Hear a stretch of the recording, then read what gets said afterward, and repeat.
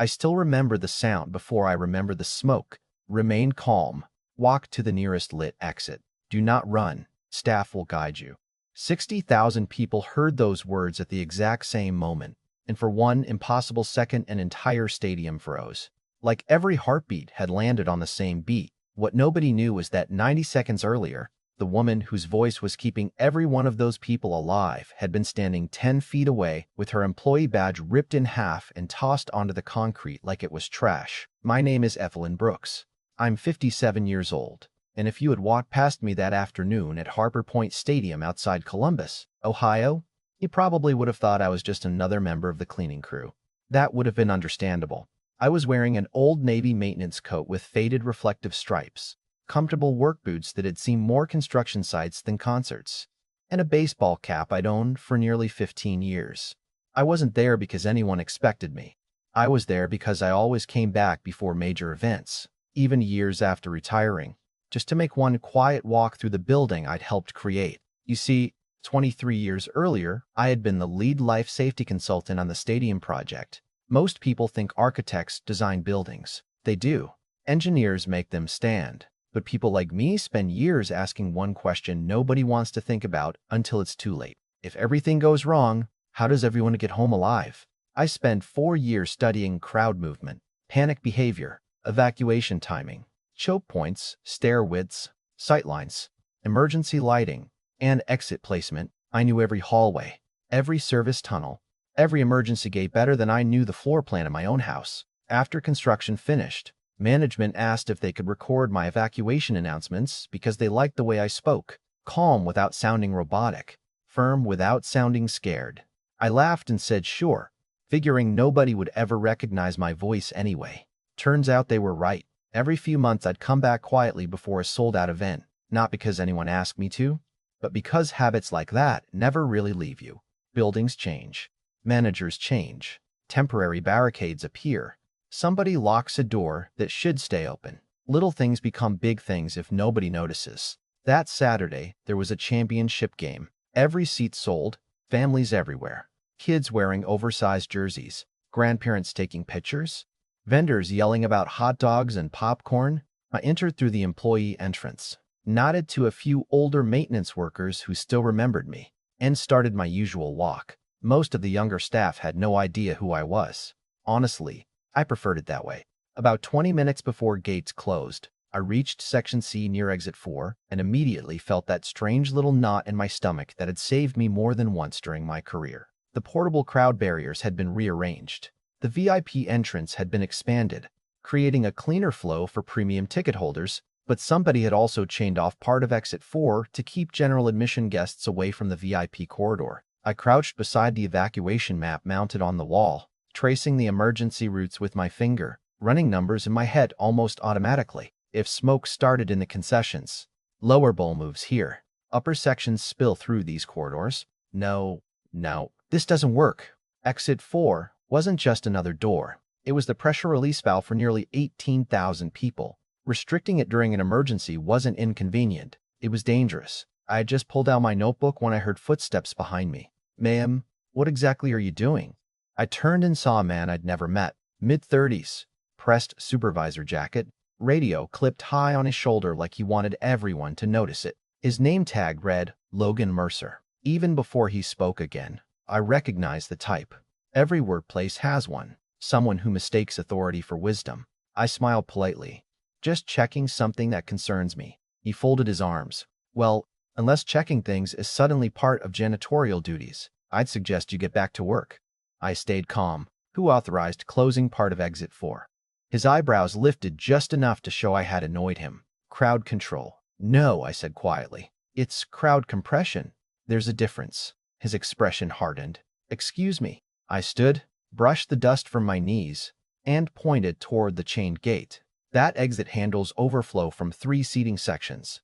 If there's an evacuation, people won't know it's restricted until they're already pushing toward it. They'll bottleneck against that barrier." He laughed, not a nervous laugh, the kind people use when they've already decided the other person isn't worth listening to. "And you'd know that because..." "What? You clean floors near exits?" Before I could answer, a young trainee named Mia walked over carrying a clipboard. She looked back and forth between us before saying carefully, "Sir, she's been studying the evacuation maps for almost 10 minutes. Maybe we should at least ask operations." Logan didn't even look at her. "One more interruption and you'll be cleaning bathrooms by tomorrow." Mia went quiet immediately. Then Logan turned back to me, stepped closer, and with a smile that never reached his eyes, grabbed the lanyard hanging around my neck. "Invisible people," he said, tugging my badge free, "stand in invisible places." Before I could react, he snapped the plastic card clean in half and let both pieces fall to the floor between us. "This is a VIP access point. Your scenery, not staff. Now move before I have security escort you out in front of 20,000 people." I looked down at the broken badge, then back toward the chained exit. Somehow that worried me far more than what he'd just done, because deep down, I had the uncomfortable feeling the building was about to test every decision made inside it. For a second, nobody moved. Logan wore that satisfied little grin people get when they think they've just won an argument. Mia looked like she wanted to apologize for something that wasn't her fault, and I simply bent down, picked up the 2 broken pieces of my badge, slipped them into my coat pocket, and looked one last time at the chain stretched across exit 4. "Please," I said, keeping my voice low enough that only the 3 of us could hear it, "call operations and ask who approved that closure." Logan rolled his eyes so hard I thought they might stay there. "Lady, I've got 40 temporary employees, 6 security teams, 2 VIP arrivals, and a television crew walking in 20 minutes. I don't have time to entertain conspiracy theories from someone pushing a mop." I almost smiled. Over the years, I learned something strange about emergencies. They don't care how important someone thinks they are. Fire doesn't check job titles. Smoke doesn't respect promotions. Panic doesn't stop because someone is wearing a supervisor's jacket. It treats everybody exactly the same. "I hope you're right," I told him. Because if you're wrong, I stopped myself. There wasn't any point finishing the sentence. He'd already decided who I was. Nothing I said would change that. I turned away and started walking toward the lower concourse. Behind me, I heard Logan mutter, "Unbelievable," followed by a few chuckles from 2 contract security guards who had only witnessed the last few seconds of our conversation. Mia caught up with me halfway down the corridor. "Ma'am," she whispered, almost out of breath. "I'm really sorry about him." I shrugged. "It's not your apology to make." She hesitated before asking, "Were you serious about the exit?" I looked at her for a moment. She couldn't have been older than 22. Her badge still had that bright orange stripe that identified new trainees. She reminded me of myself decades earlier, asking too many questions because I believed every answer mattered. "What's your name?" I asked. "Mia." "Mia?" Never ignore the person who's worried about a safety problem. Maybe they're wrong. Maybe they're right. Either way, checking costs less than regretting it.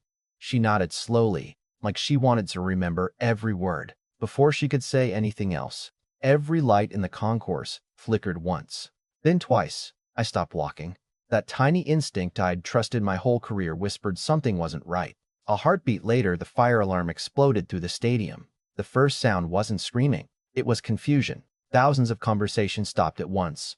Then came the sharp electronic alarm, followed by emergency lighting snapping on across the corridors. Somewhere above us, people began standing from their seats. Somebody yelled, "Fire!" even though nobody knew if there actually was one.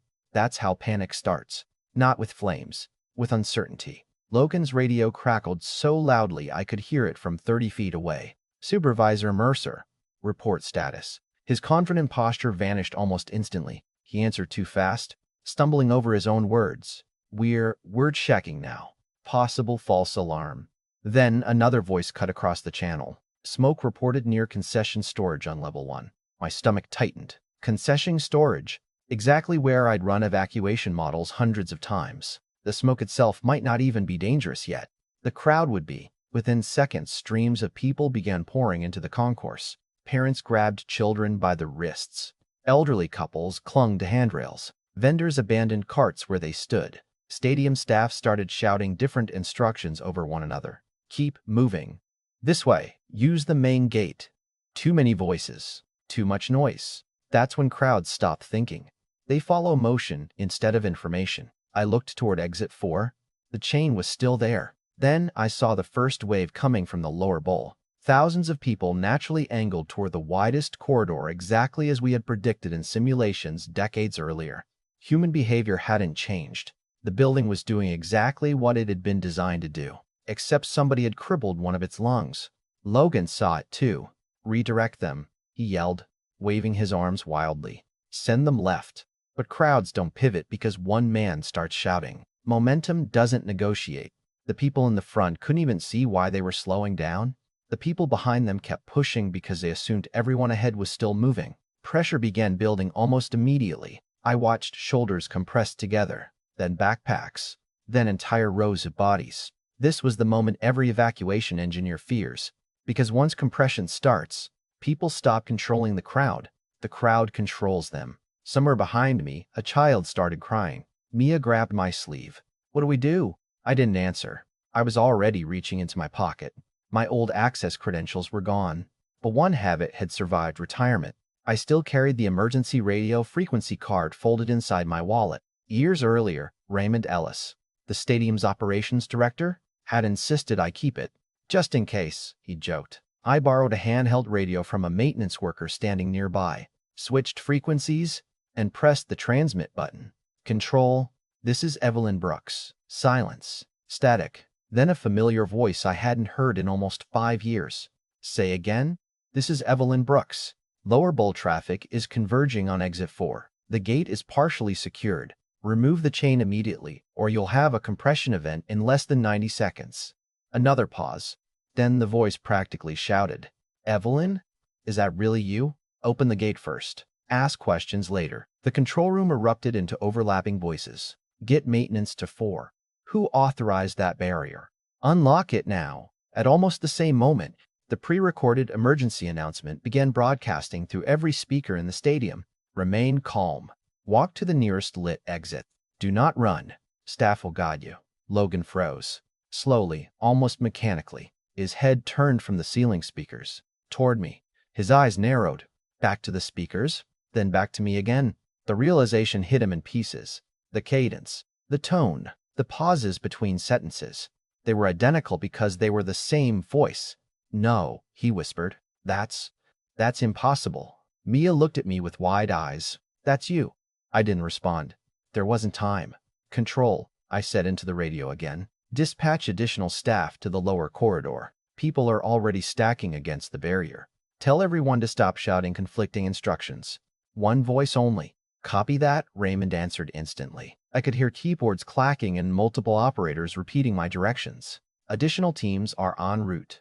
Logan reached for the radio in my hand, then stopped halfway, suddenly unsure whether he even had the right to touch it. "Who are you?" he asked quietly, almost afraid of the answer. Before I could speak, Raymond himself came running through the service corridor with 2 senior operations managers behind him. His ID badge bounced against his chest as he sprinted, something I'd never seen him do in all the years we'd worked together. He stopped the moment he saw me. "Evelyn." He looked relieved for exactly half a second, then noticed the broken badge pieces still visible inside my coat pocket. His expression changed. "What happened?" Nobody answered. Raymond's eyes shifted toward Logan, then toward the chained exit where thousands of people were now slowing into a dangerous bottleneck. "Cut that chain," he roared. Maintenance workers rushed forward with bolt cutters. Metal snapped. The heavy barrier swung open. It happened almost at the exact second the pressure reached its breaking point. Instead of crushing into a dead end, the crowd flowed forward like water finally finding an open riverbed. You could actually hear the difference. The terrified shouting softened into movement. Parents stopped lifting children over shoulders. Elderly couples found space to breathe again. Within less than a minute, the dangerous compression disappeared. 60,000 people would remember there had been an evacuation. Almost none of them would ever know how close it had come to becoming something much worse. Logan stood completely still, staring first at the open gate, then at me, and finally at Raymond, whose face had gone pale with a mixture of anger and disbelief. "Tell me," Raymond said, without taking his eyes off Logan. "Please tell me you didn't ignore her warning before this alarm went off." No one said a word, and in that silence, the truth became painfully obvious. The crisis had been avoided, but the hardest conversation of the day was only just beginning. Nobody answered Raymond's question because nobody had to. Sometimes silence tells the whole story better than words ever could. Logan looked down at the concrete as if he hoped the floor might somehow open beneath him. The maintenance crew quietly finished pulling the last section of chain away from exit 4, while the final groups of guests continued moving safely outside. Sirens could still be heard in the distance, but inside the stadium something had changed. The panic was over. Reality had taken its place. Raymond slowly walked toward me, stopped only a few feet away, and let out a long breath. "I should have known you'd show up before a sold-out event," he said with a tired smile. "You always did." I laughed softly. "Old habits are hard to break." He glanced at my coat, then at the broken pieces of my employee badge still resting in my hand. "You still carry that thing? Guess I won't be using it again."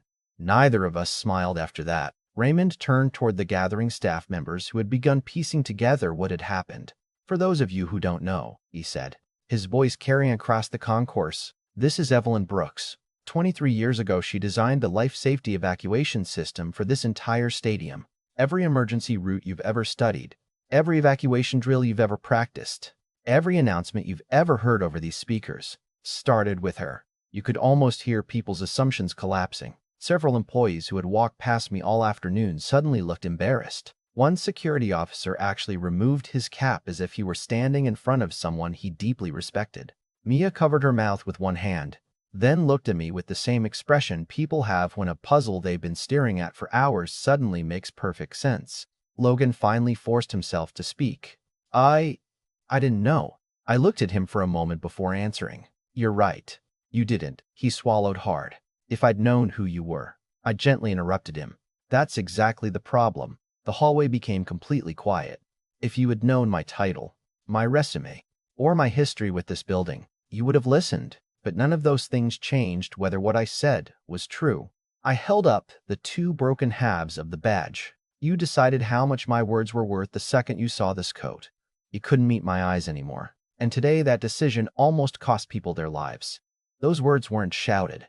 They didn't need to be. They landed heavier because they were calm. Raymond looked at Logan for a long moment before quietly asking him to hand over his supervisor radio. Logan hesitated only a second before unclipping it and placing it in Raymond's hand. No argument, no excuses. Just the silent understanding that some mistakes don't need dramatic speeches to reveal how serious they are. As emergency crews confirmed there was no active fire and that an electrical fault inside a storage room had triggered the smoke and alarm, the stadium slowly returned to life. Families reunited outside. Children laughed again without realizing how frightened their parents had been only minutes earlier. Vendors joked with each other while cleaning up abandoned carts. Life has a remarkable way of continuing once danger passes. Before I left, Mia caught up with me near the employee exit. "Miss Brooks?" she called. I turned around. She looked nervous, almost as if she thought she might be bothering me. "Thank you," she said. "Not just for today, for speaking up even when nobody believed you." I smiled because she reminded me of every young engineer I'd ever mentored. "No," I said. "Thank you." She looked confused. "For what?" "For being the only person willing to ask if I might be right instead of assuming I had to be wrong." She stood quietly, letting those words settle. Then I reached into my pocket, pulled out a business card that had been sitting in my wallet for years, and handed it to her. My small consulting company had mostly retired with me, but every now and then I still took on one apprentice. "If you're serious about learning why buildings protect people instead of just impressing them," I said, "come see me Monday morning." Her eyes lit up. "You mean that? I never joke about safety," she laughed, and for the first time all afternoon, so did I. We shook hands, and I walked toward the parking lot without looking back. Halfway to my truck, I heard someone calling my name. It was Raymond. He jogged over carrying the two broken pieces of my badge that I must have dropped while reaching for the business card. He held them out, but I didn't take them immediately. Instead, I looked at the cracked plastic for a second before smiling. "You know," I said, "I think I'll keep it exactly like that." He raised an eyebrow. "As a reminder?" I nodded. "Not of what happened today, of how easily people confuse appearance with ability." He smiled, slipped the broken badge into my hand, and we said goodbye. I drove home that evening thinking less about Logan than everyone expected I would. People asked later if he lost his job. Honestly, that wasn't the part that stayed with me. What stayed with me was wondering how many voices get ignored every single day simply because they're wearing the wrong uniform, standing in the wrong place, or carrying the wrong title. Somewhere out there is another mechanic who understands a machine better than the executive giving orders. Another nurse whose warning gets dismissed until it's almost too late. Another custodian who notices the problem everyone else walks past. Experience doesn't always arrive wearing a suit. Wisdom doesn't always sit in the front office. Sometimes it carries a toolbox, sometimes a mop, and sometimes it quietly checks an exit that everyone else assumes is fine. So now I'd love to hear what you think. Was Logan simply arrogant? Or was he a product of a workplace where people are taught to judge status before they judge ideas? Have you ever been underestimated because of how you looked, what you wore, or the job you had?